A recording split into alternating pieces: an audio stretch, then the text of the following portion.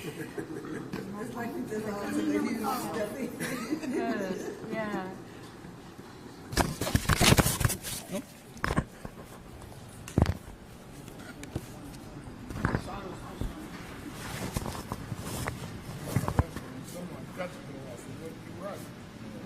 Silent cell phones, please.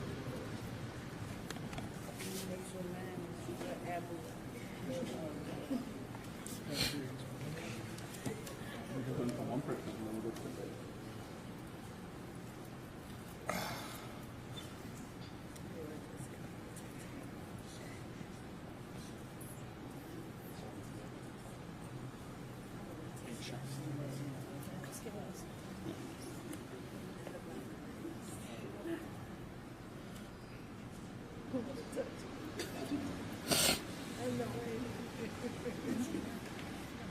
Every time we go somewhere, we see something. What is it?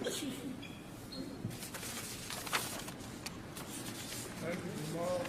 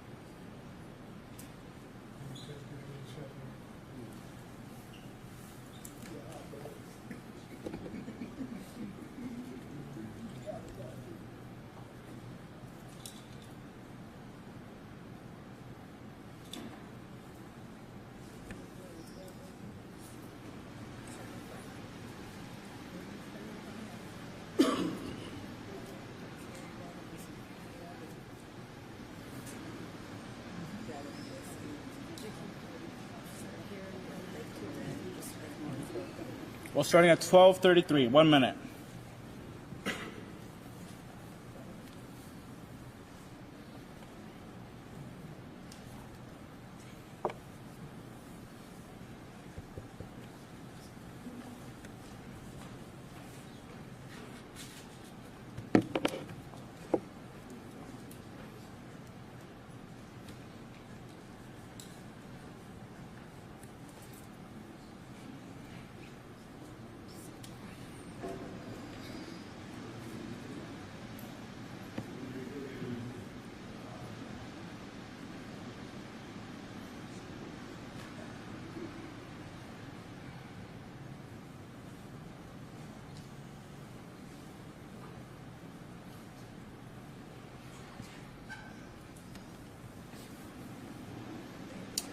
Good afternoon. Thank you all for being here today.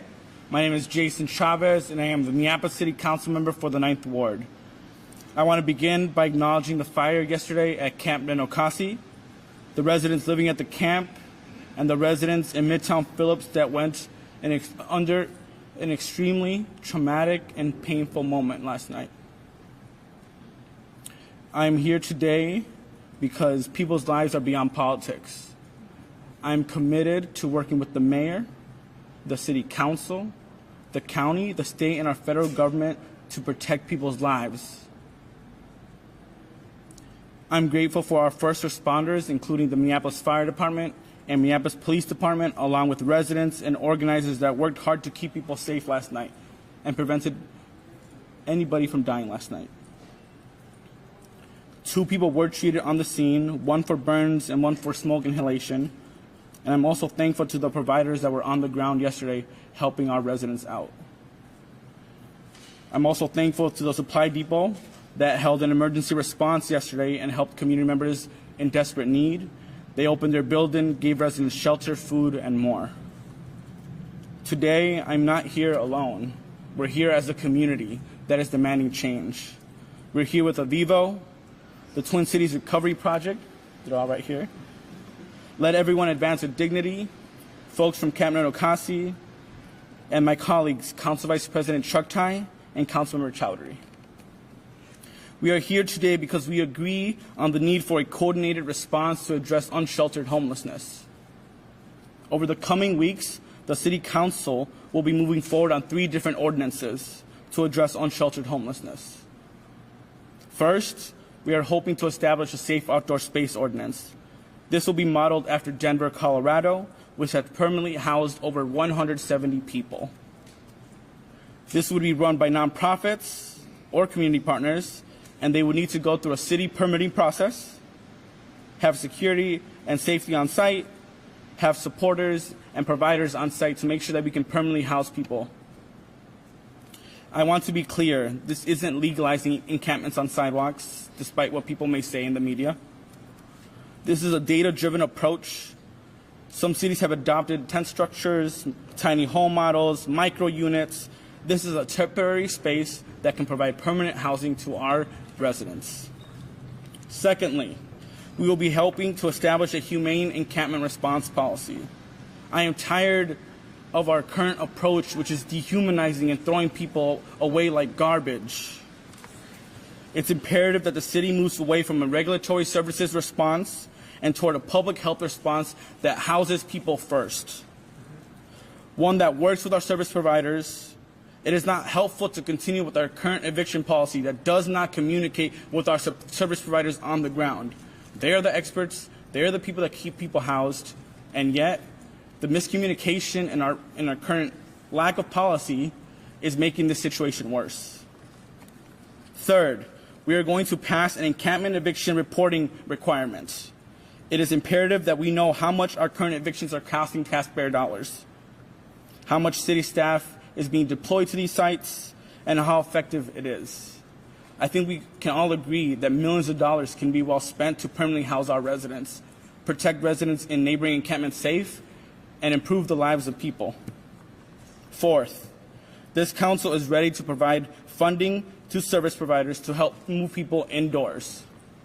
We want to help residents with healing efforts like treatment, culturally specific support, and permanent housing, and the council is ready to do that as well. The City Council also believes in having a plan to address this issue. Recently, the Public Health and Safety Committee approved our committee work plan that is expected to pass full council next week. We've already started tackling this issue by bringing experts to committee to help us move policy forward. We take this very seriously. The work plan outlines part of our unsheltered response plan, and it means that the council will be tackling a variety of issues. Utilizing best practices to reduce preventable deaths from overdose, exposure, and other causes among unsheltered populations. We will be overseeing and evaluating the city's effectiveness on their current response to homelessness and encampments. We will work and support preventative programs to intervene before residents become permanently unhoused. We will work towards establishing a cross-jurisdictional collaboration for encampment response. We need to work better with our different government agencies, including improvement on how data is compiled and shared with the public. Public transparency is desperately needed. And lastly, we will push to expand funding and support for long-term housing options for critically unsheltered residents. We aren't doing this work alone. In fact, we have a lot of partners here with us today, some that are not here as well, and we're going to be taking this issue very seriously. I first want to introduce Latricia, the CEO and co-founder of the Twin Cities Recovery Project, and Chris, who is here today too. Chris.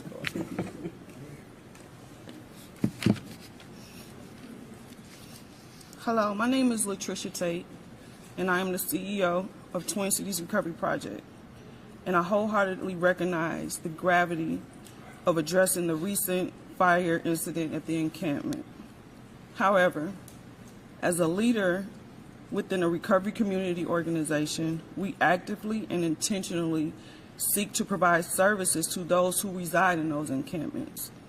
And we hear firsthand the stories and the struggles of those individuals and families residing in those encampments. Those that reside there are real people, people with feelings and emotions, dreams and aspirations. Many are individuals who suffer from the disease of addiction and mental health.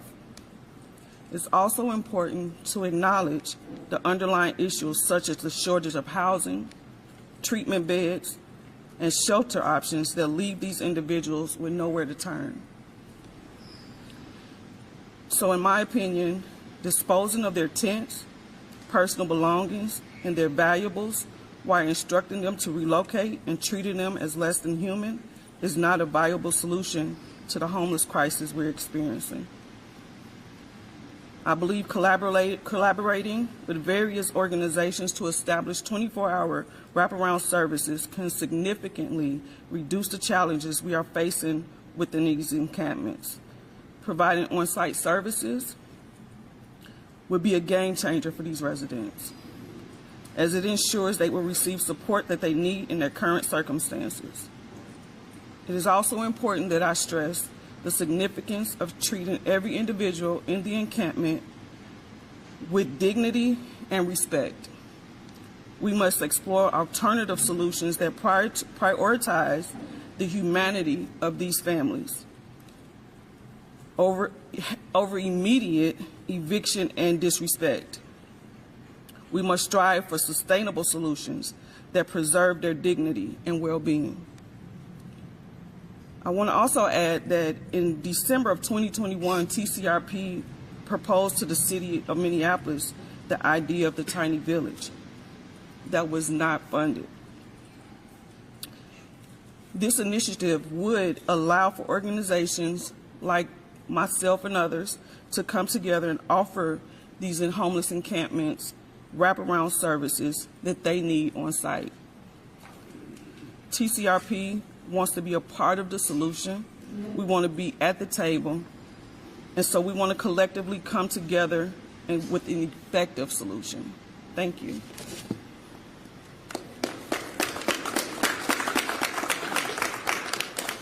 My name is Christopher Burks, and I am a person in long-term recovery.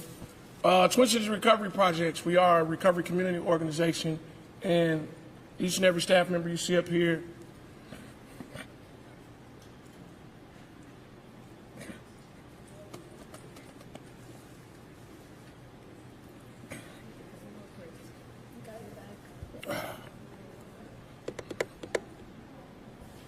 is a person in recovery.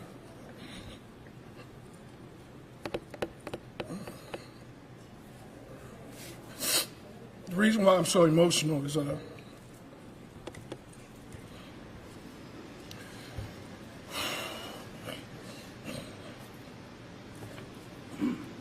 just 4 years ago I was homeless.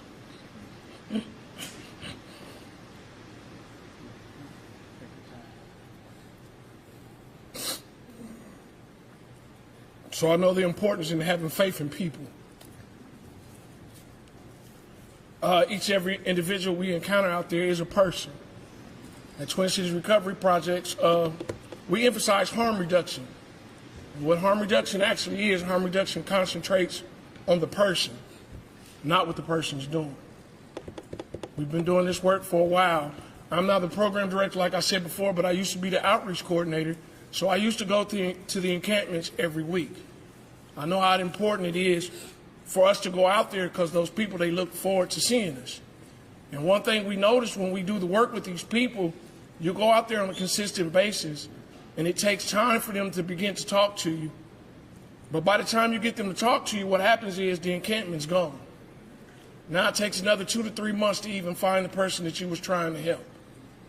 So it's very important that we do come up with some solutions and try to make this a better place.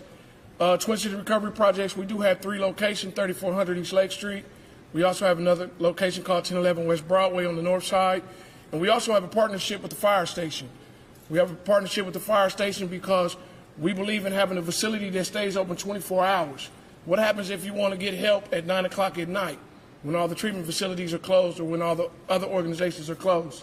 So you can go to the fire station, which is Station 14, 2002 North Lowry, and you can tell them what you need, and they will give us a call, and we will come back and assess the situation.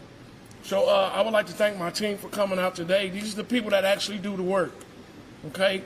All these people are in recovery themselves, and we love to do this work. Thanks very much. Thank you so much. Next, we have Latasha, who is the program manager at Let Everyone Advance with Dignity. Good Good afternoon. My name is Latasha Jennings. I'm the project manager for Let Everyone Advance with Dignity, also known as LEAD Minneapolis. We are an alternative public safety program that provides intensive case management services to individuals who are at risk for or who have contact with the criminal legal system due to underlying behavioral health needs, homelessness, and or extreme poverty. As of today, we have approximately 20 individuals from Camp Minneapolis, all referred to us by Nicole Mason, 100% of whom have consented to engage in LEAD case management services. Our program is specifically focused on the East Lake Street corridor of South Minneapolis. It stretches to include the Camp Minneapolis camp as well, up to 28th Street and 2 blocks south, down to 32nd Street. Any given moment in the city and county, we have approximately 500 to 600 individuals sleeping outdoors. And there's never enough shelter capacity in this city to meet that need. In the current context with limited shelter capacity, we need interim solutions to address the fact that we have residents in this city who have no other option but to sleep outdoors. I'm looking forward to working with the city and other community partners who are here today towards a sustainable and long-term solution that's rooted in the reality of the fact that we do not have the shelter capacity. We don't have the low barrier shelter capacity, shelter with wraparound services that really meets the intensive need of the individuals that we see living outdoors in this city. And so like I said, I look forward to working in the interim as we build up that shelter capacity over the long term for this city, because that is what the residents, both housed and unhoused in this city, need and what they deserve. Thank you, Latasha. Next, we have John from Vivo that has a few remarks. Good afternoon. My name is John Tribbett. I'm a service area director at Avivo. First of all, I just want to acknowledge the pain and trauma of the encampment residents at Camp Minneapolis, who have had yet another striking blow, which has created more pain, more displacement, a cycle that continues to be non-productive to long-term solutions. So that's an important thing to say because it's part of a traumatic, long-term historical context that's been happening. Avivo is deeply committed to work with any and all partners that are willing to work to solve and end homelessness. We stand in solidarity with the communities that are most overrepresented on the street, and we stand today here specifically in solidarity with the communities in the encampment, with the culturally based service providers who are the ones that we need to be listening to the most, and so I'm going to step aside. Thank you. Thank you, John. And next, I am going to call folks from Camp Minneapolis up here. But before I do that, I do want to acknowledge that it isn't just about Camp Minneapolis. It's about encampments across the city of Minneapolis, and that we need a better plan as a city to address it and to move away from this form of punishment into this form of public health. So I just want to invite folks from Camp Minneapolis here, while also acknowledging that there is more than just this camp in the city of Minneapolis. We have Nicole and Kristen.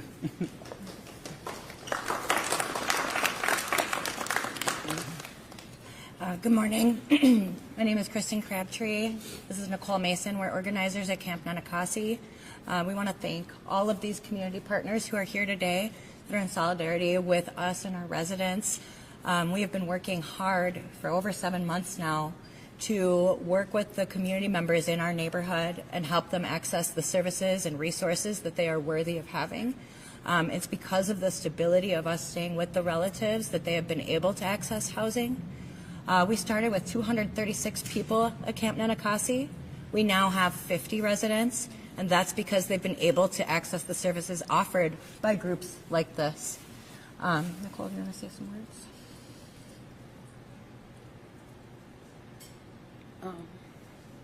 Yeah, I just want to recap on how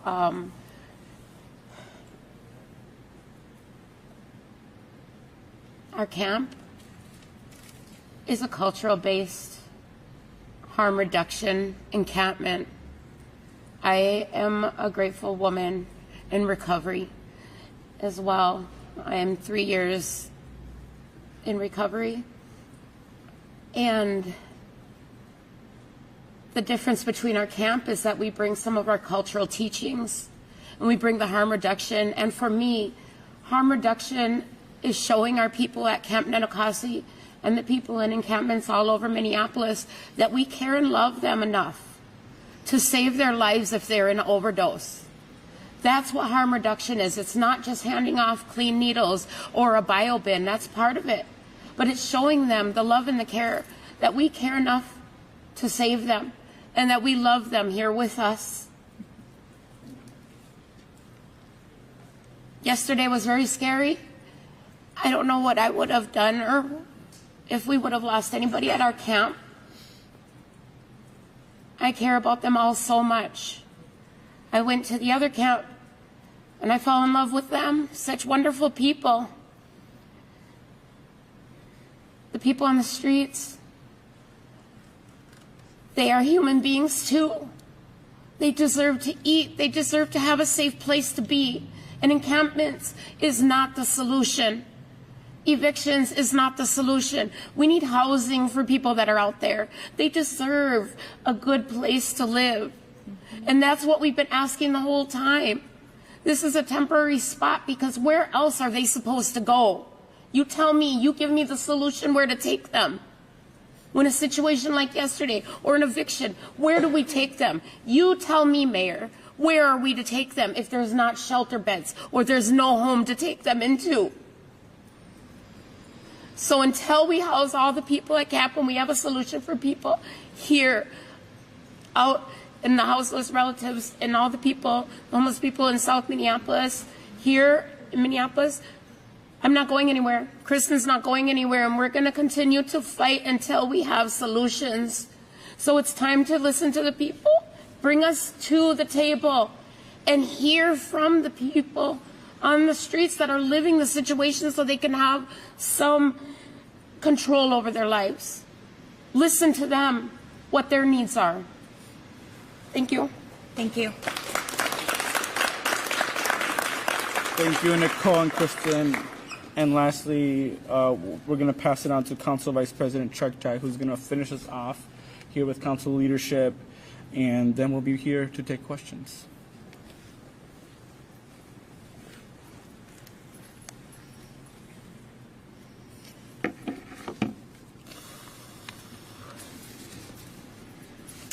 Man, it's hard to follow. It's hard to follow Kristen and Nicole. Good afternoon, everyone. My name is Aisha Chukchai. I'm a renter in the Whittier neighborhood. I am a council member to my community in Ward 10. I am someone who's experienced housing insecurity throughout most of my life. And my family and I have experienced homelessness. Ward 10, especially Whittier, the neighborhood I live in, has been struggling with the crisis of unsheltered homelessness. For over a year now, I have lived within 6 blocks of an encampment, including one in my own backyard. As a Minneapolis resident, as Ward 10's council member, and as the vice president of the Minneapolis City Council, I know uniquely and personally that the status quo response from the Frey administration to this crisis is not working. We live in the wealthiest country in the world. Our city is the economic engine of our state. And when we see people living outside in encampments in conditions described by our colleague, Councilmember Osman, who himself lived in a refugee camp, as being worse than the conditions in refugee camps, we have to face the reality that we are seeing a policy failure at every system level, at every level of government. It is a fact that unsheltered homelessness is the unsheltered homelessness crisis is a product of generations of disinvestment in public and affordable housing, in social services, in mental health care, and so many more things. Encampments are not dignified housing. They are not a permanent solution for anyone. But the reality is that the status quo at every level is a failure.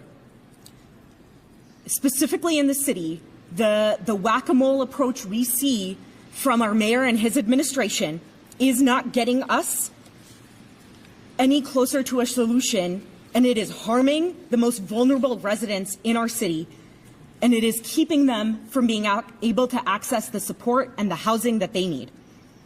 As a policymaker and as a leader in this city and of this city council, I'm here with my colleagues and with service providers and with impacted residents to say that enough is enough. I'm proud to be working alongside council members Chavez and Chowdhury to craft policy solutions that are evidence-based best practices. And I'll end with this. Unsheltered homelessness is a solvable crisis, and we should never lose sight of that.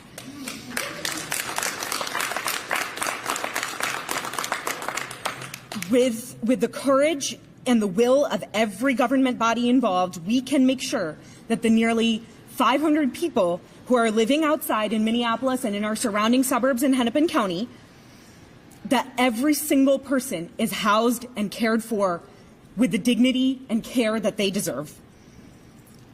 Our City Council is ready to do the work to meaningfully address this crisis, and I really thank you all and everyone who's here with us for your time. Thank you.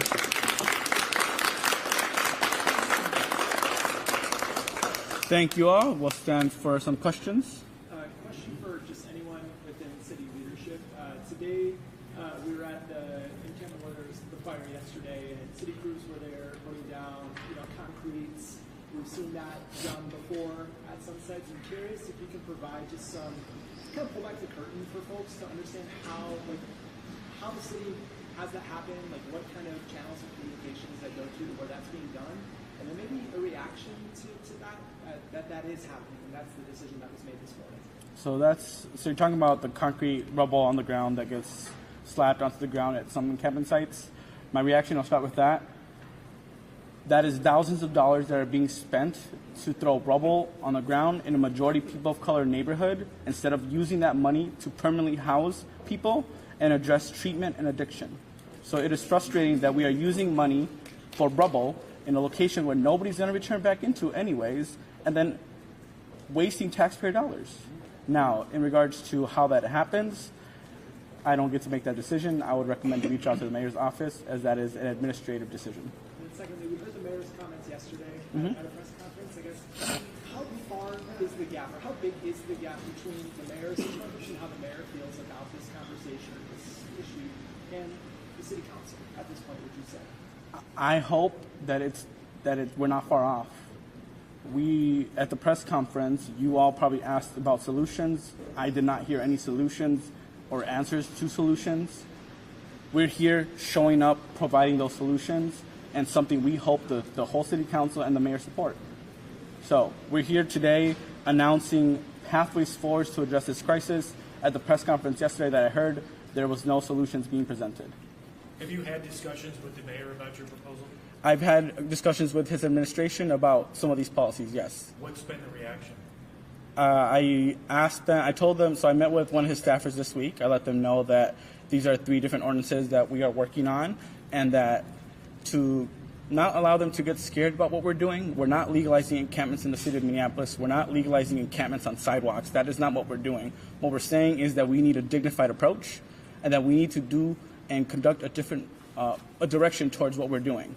We don't want to be a city that punishes people that are poor. We want to be a city that uplifts our community members that are struggling. So I had a conversation with his staffer this week. We're planning to have a meeting with them to talk about our ordinances when that time comes. You have 9 votes if he doesn't like this? We have votes to get this done. Does that mean an override or just to pass it? We haven't reached out to every single council member, but we have votes to get this policy done. And I hope that the mayor supports this. And I think he can get there because we really want to work with him to address this issue.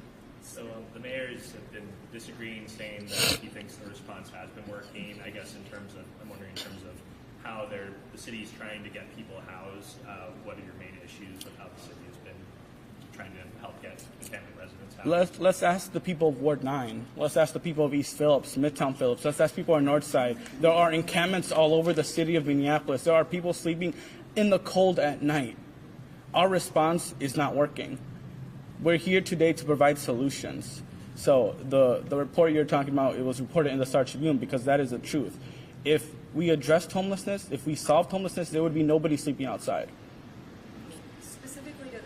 outdoor spaces. Have any nonprofits expressed interest? If you reached out, who is going to be interested in doing that? We continue conversations with. We have a provider here. Yeah, we've got providers here. We continue conversations with any and all providers who are interested in leading this work. I guess that's what I'm asking is who is. Twin Cities Recovery Project has expressed interest. And if for the permits that you mentioned for safe outdoor spaces, would it have to be a group like these that would apply? Can an individual apply? We are looking, it would be a nonprofit organization, community partners that we would work with to permit this, yes.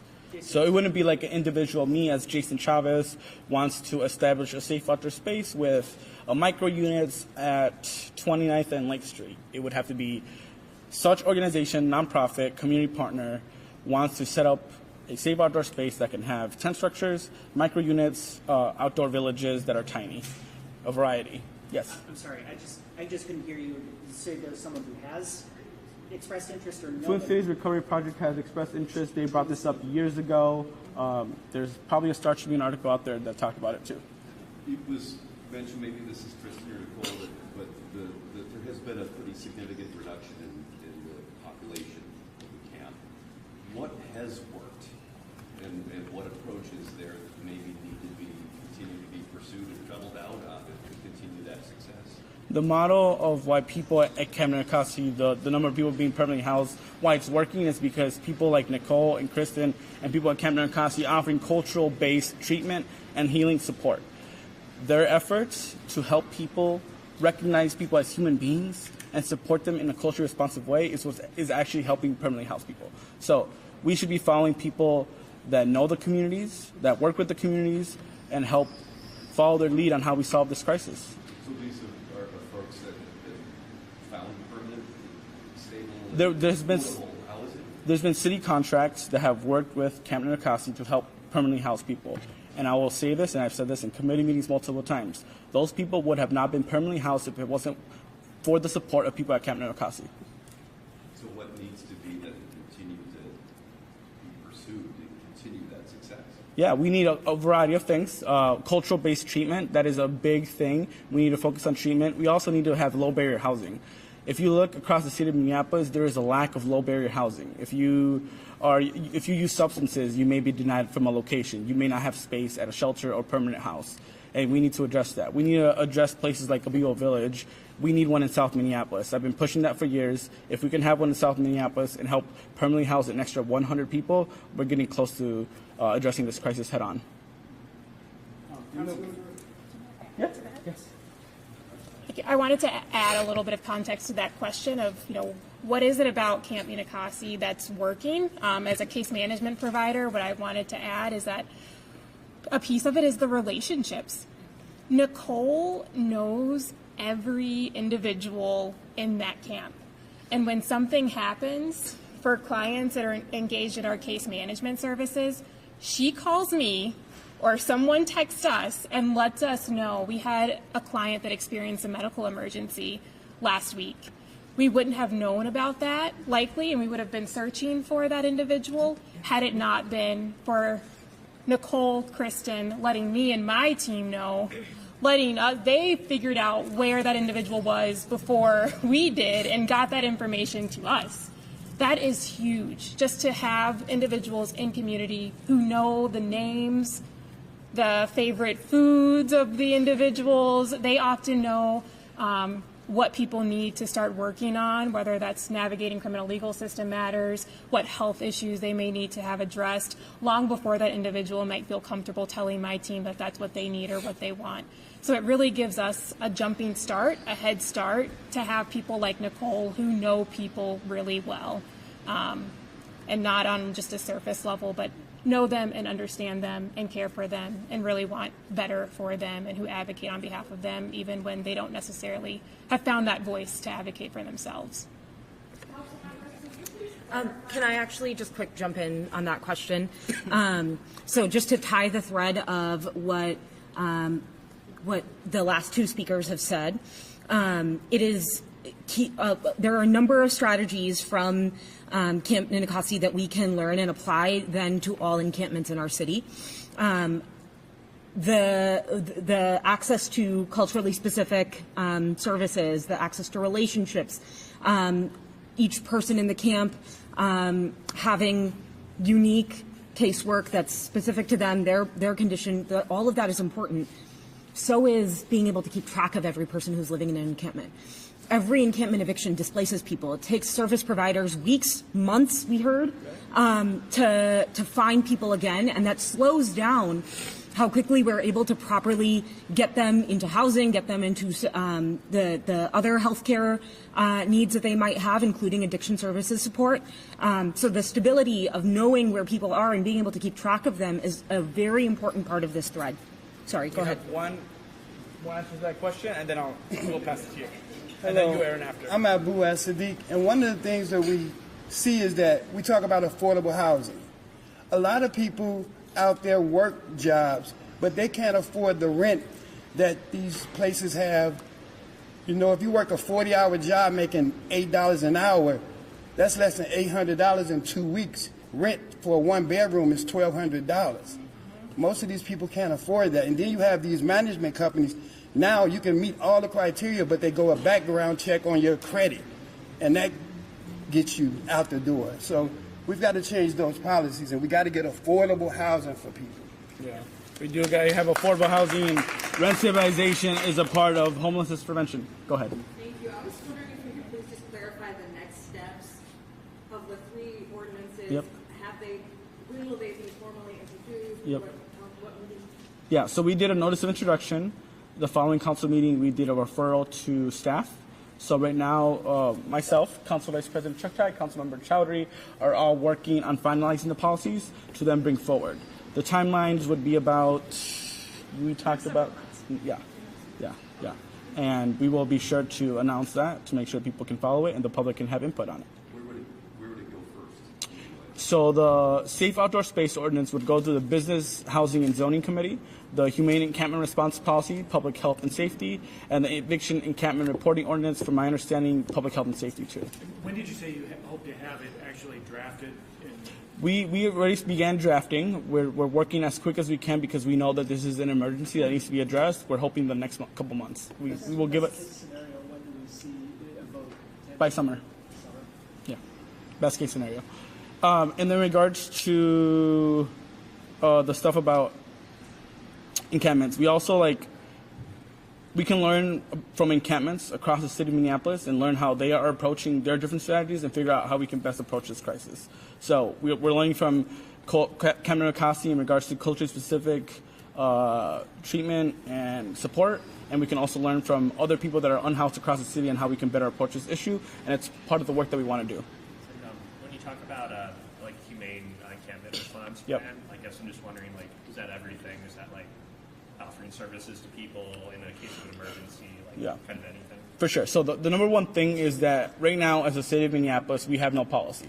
The only policy we have on the books is that encampments in the city of Minneapolis are illegal, which means that there is no policy that requires the city of Minneapolis to allow the storage of personal belongings. The city does have contracts to store people's personal belongings, but if it's not a policy in place, it could be violated. So we want to make sure that it's an ordinance so our city is held accountable. Second, we want to make sure that there is ample time for timing, right? Right now, there has been surprise evictions of specific camps, and what happens is service providers lose contact with their clients. We cannot allow that to happen any longer. We want to allow public health services, for example, making sure that there's Narcan, bathrooms, hand washing stations, making sure that there could be fire extinguishers to make sure that fires don't happen at encampments. So we're still going to go more deep into this policy, but that's part of the things that we are exploring as a council.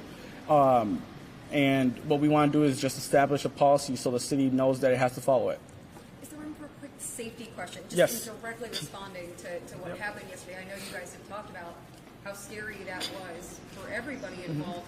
In the immediate, as the camp has been built back up, is there anything maybe camp organizers, maybe the city can say to just speak to safety going forward or avoiding any future fires? I know just we're kind of expecting a dangerous fire season with just the lack of precipitation and stuff like that. Just speaking to going forward, the immediate safety of residents, both in the encampment and those who live around it. Yeah, I mean, that's an ongoing question, and that's why we're working on a policy. There is no policy right now that allows for the safety of residents in encampments and allows for safety of people in the surrounding neighborhoods.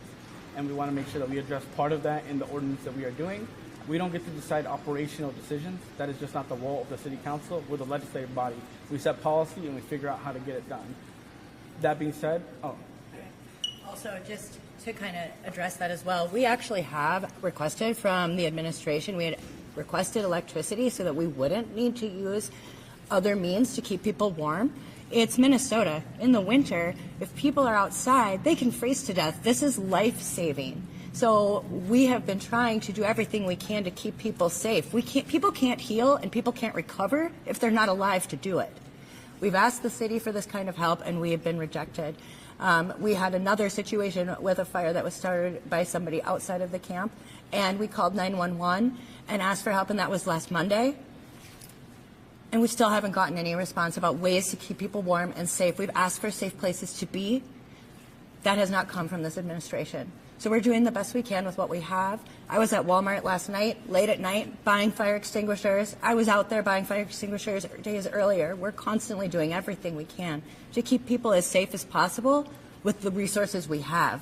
And unfortunately, the resources we have are not coming from the government. The resources we have are coming from our neighbors and our community. We're taking care of each other in the absence of any kind of meaningful policy. Thanks. And to add to that, and to add some last words to that, thanks for the question. My office is committed regarding, today is talking about encampments overall, but regarding Camp Minneapolis-St. that is in Ward 9, my office is committed to working with the camp and folks in the area that are stressing out and making sure we can figure out how we can keep people safe. That being said, we are policymakers, legislative body. We don't do the operational decisions. Councilmember, I have two questions, both related to seeking solutions. One is going to be for City Council. I guess I'll start because you're here. The other is for more kind of like boots on the ground.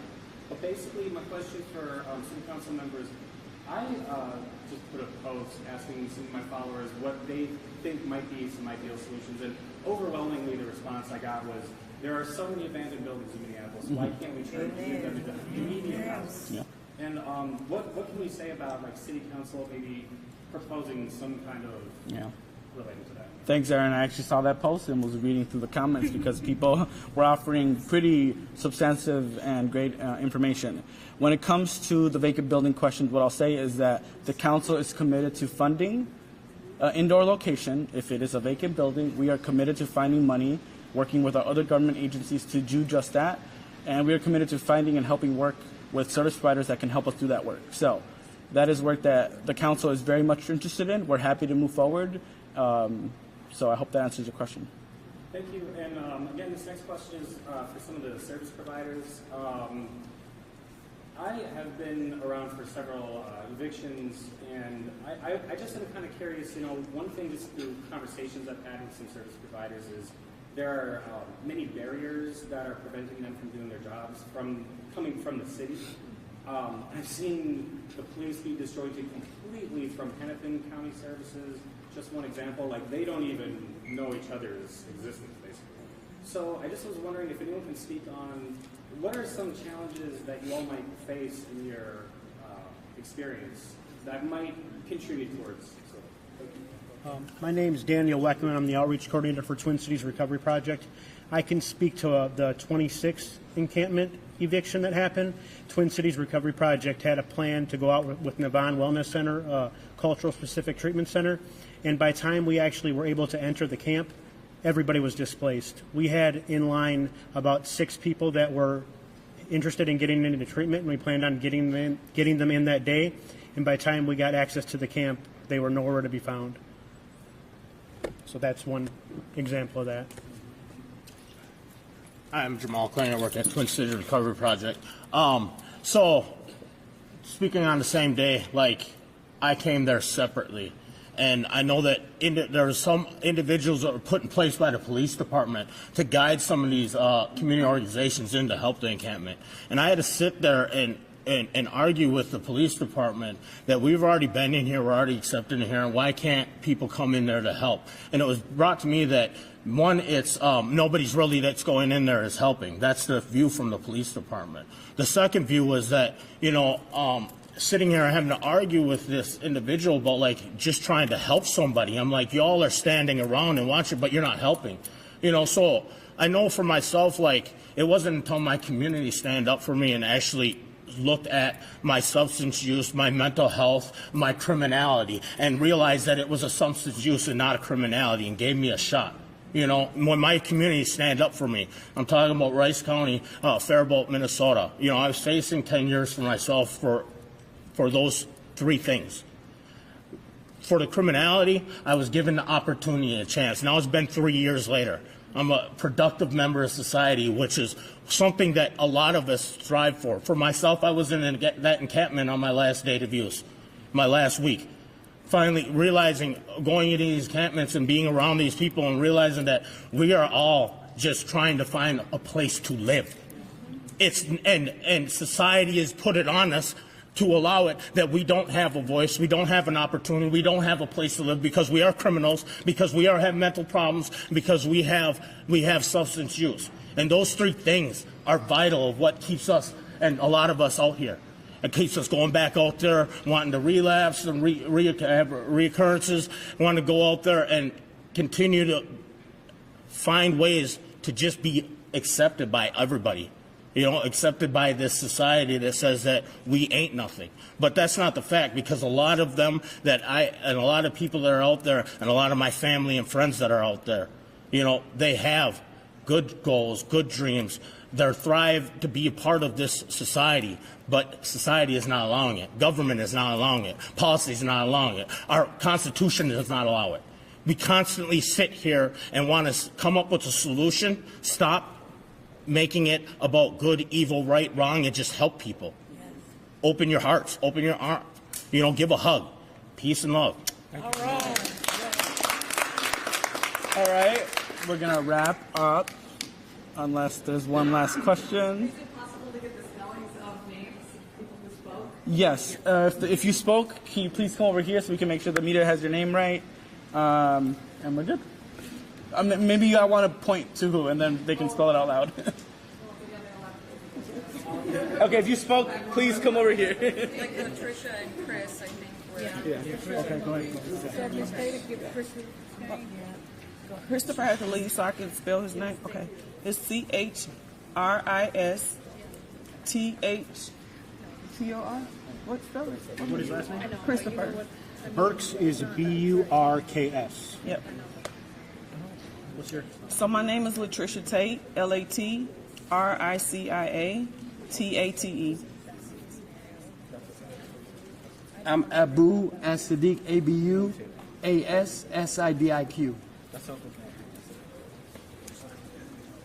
Latasha Jennings, LATASHAJE. The Sopranos. That'll do it for us. Hope you have a terrific weekend. Hope to see you back here on Monday for the Fox 9 Morning News, and of course back here at 11. Until then, enjoy. And the news continues on your local TV with Fox.